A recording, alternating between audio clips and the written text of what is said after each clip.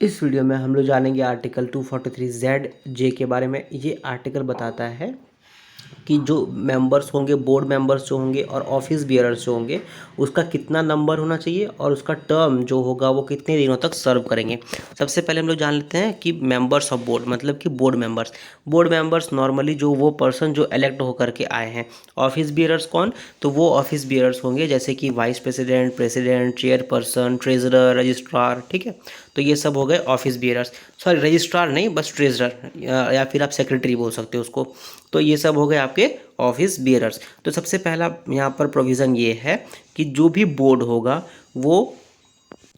Directors का बना होगा या फिर ऐसा बोर्ड बना होगा जैसा कि स्टेट का लॉ में बताया गया हो। फॉर एग्जांपल, अगर झारखंड का लॉ ये बताता है कि जो कोऑपरेटिव सोसाइटीज़ जो होते हैं उसका बोर्ड होगा बस नॉर्मल 5 आदमी, कोई भी इलेक्ट करके आ जाओ तो उसको हम लोग बोर्ड बोलेंगे, तो वैसा बोर्ड बन गया। लेकिन नॉर्मल सिचुएशन में क्या होगा, बोर्ड जो होगा वो डायरेक्टर्स का होगा, वरना जो भी राज्य का लेजिस्लेचर लॉ के तहत बताया है वो। ठीक है, अब जो डायरेक्टर्स होंगे कोऑपरेटिव सोसाइटी का, वो मैक्सिमम कितना हो सकते हैं, 21, मतलब कि 21 या 21 से कम मेंबर्स ही कोई भी कोऑपरेटिव सोसाइटी का डायरेक्टर्स हो सकते हैं। ठीक है, उसके बाद जो राज्य सरकार है, जो स्टेट है, वो कानून के तहत ये बताएगी, ये प्रोवाइड करेगी कि स्केड्यूल कास्ट, एससी, एसटी और वुमेन्स के लिए सीट को रिज़र्व रखा जाए। ठीक है, और यहाँ पर ये बताया जा रहा है कि एससी के लिए 1 सीट रिज़र्व रखा जाएगा, एसटी के लिए 1 सीट रिज़र्व रखा जाएगा और वुमेन के लिए 2 सीट रिज़र्व रखा जाएगा हर कोऑपरेटिव सोसाइटी में जहाँ पर वुमेन रहती हो, जहाँ पर एसटी का कोई व्यक्ति रहता हो या जहाँ पर एसटी का कोई व्यक्ति रहता हो। ठीक है, मतलब अगर कोई ट्राइब बढ़िया सा कोई सोसाइटी में रहता है या फिर वुमेन्स रहती है वहाँ पर या फिर एससी रहते हैं वहाँ पर, तो उसके लिए एक सीट एससी के लिए या फिर 1 सीट एसटी के लिए और 2 सीट वुमेन के लिए बोर्ड में रिजर्व रखा जाएगा। ठीक है, उसके बाद जो इलेक्टेड मेंबर्स होंगे जैसे कि आपका सेक्रेटरी हो गया, वाइस प्रेसिडेंट हो गए, तो ये सब जो इलेक्टेड मेंबर्स होंगे इसका जितना भी कितने दिनों तक ये काम करेंगे, ये 5 साल तक काम करेंगे। ठीक है, 5 साल तक काम करेंगे, फिर इनका इलेक्शन होगा और जैसे ही इलेक्शन करके इनका अपॉइंटमेंट हो गया उस टाइम से लेकर के 5 साल तक ये काम करेंगे। और जो ऑफिस बियरर्स है और जो डायरेक्टर्स हैं, मतलब कि जो बोर्ड है, मतलब जो डायरेक्टर्स हैं और जो ऑफिस बियरर्स हैं जैसे कि चेयरपर्सन, सेक्रेटरी, वाइस प्रेसिडेंट, तो ये सब का जो टाइम होगा, जो टर्म होगा 5 साल का, वो दोनों साथ साथ चलेगा। जैसे कि आज 5 तारीख है और इनका इलेक्शन हो गया बोर्ड मेंबर्स का और ऑफिस बियर्स का भी इलेक्शन हो गया, तो दोनों 5 तारीख से लेकर के 5 साल के बाद जो 5 तारीख आएगा तब तक ये दोनों काम करेंगे। लेकिन यहाँ पर एक सुविधा दे दिया गया है। पहला सुविधा ये है कि अगर बोर्ड को लगे, मतलब अगर डायरेक्टर वाले बोर्ड को लगे कि हाँ हमारे पास एक वैकेंसी आ गया है या फिर कोई भी वैकेंसी आ गया है और नॉर्मल सा वैकेंसी है, तो उसके लिए क्या होगा, उसके लिए वैकेंसी को निकाला जाएगा और वैसे व्यक्ति को अपॉइंट किया जा सकता है। ठीक है, लेकिन इसमें एक प्रोविज़न ये है कि अगर जो बोर्ड है उसका टर्म 5 साल 2.5 साल से कम होना चाहिए। मतलब कि जब बोर्ड इलेक्ट होकर के आ गए तो उसका टर्म कितना साल का होगा, 5 साल का। 5 साल का टर्म में वो मान लेते हैं कि 3 साल वो अपना पूरा कर लिया, 2 साल बचा, कोई उसका बोर्ड मेंबर टहल मतलब मर गए, तो जब बोर्ड मेंबर कोई मर गए या फिर किसी का हेल्थ ख़राब हो गया या वो बाहर आउट ऑफ टाउन चले गए, आउट ऑफ इंडिया चले गए, तो इस सिचुएशन में क्या हुआ, एक वैकेंसी आ गया है, तो वैकेंसी को भरने के लिए एक नॉमिनेशन किया जा सकता है और उस वैकेंसी को भरा जा सकता है। ठीक है,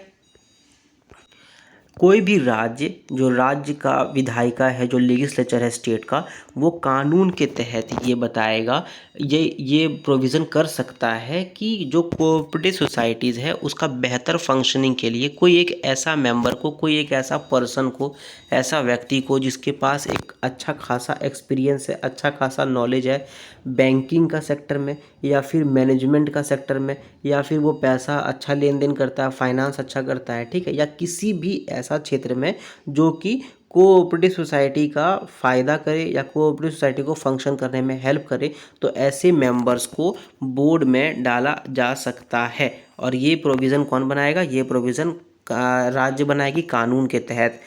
और ऐसा मेंबर ये नहीं कि अब बना करके 15, 20, 25, 30 स्टेट जो है वो डाल दिया, मतलब स्टेट जो है वो 50 आदमी को डाल दी, भर दी बोर्ड में, ऐसा नहीं हो सकता है। बस स्टेट कम मैक्सिमम से मैक्सिमम 2 मेंबर को और डाल सकती है। तो मान लेते हैं कि पहले 21 मेंबर्स था, ठीक है, इलेक्शन होकर के 21 मेंबर्स आया कोई भी कोऑपरेटिव सोसाइटी में बोर्ड मेंबर्स, तो स्टेट जो है वो मैक्सिमम अब कितना डाल सकती है, 2, मतलब कि 23 मेंबर्स हो गए। ये नहीं कि अब 21 मेंबर तो इलेक्ट होकर के आया है और राज्य सरकार एक कानून के तहत बताए कि नहीं हम लोग 50 आदमी डाल देंगे, ऐसा नहीं हो सकता है, बस 2 मेंबर्स, ठीक है। तो देखो कॉन्स्टिट्यूशन कितना चीज़ों का ध्यान रखा है, सब कुछ अच्छे से बैलेंस करके बताया गया है ना। अब जो मेंबर को राज्य सरकार अपॉइंट की है वो मेंबर वोटिंग नहीं कर सकते हैं, उन लोगों को वोट नहीं करने का अधिकार है, मतलब वो वोट नहीं कर सकते हैं, ठीक है। बस वो आइए, आप बैठिए, जो सोसाइटीज़ है उसको आप बताइए कि रिकमेंडेशन एक तरह से दीजिए कि कैसे आप बेटर कर सकते हो, कैसे आप अच्छे से मिसाल बन सकते हो, वगैरह वगैरह, ठीक है। और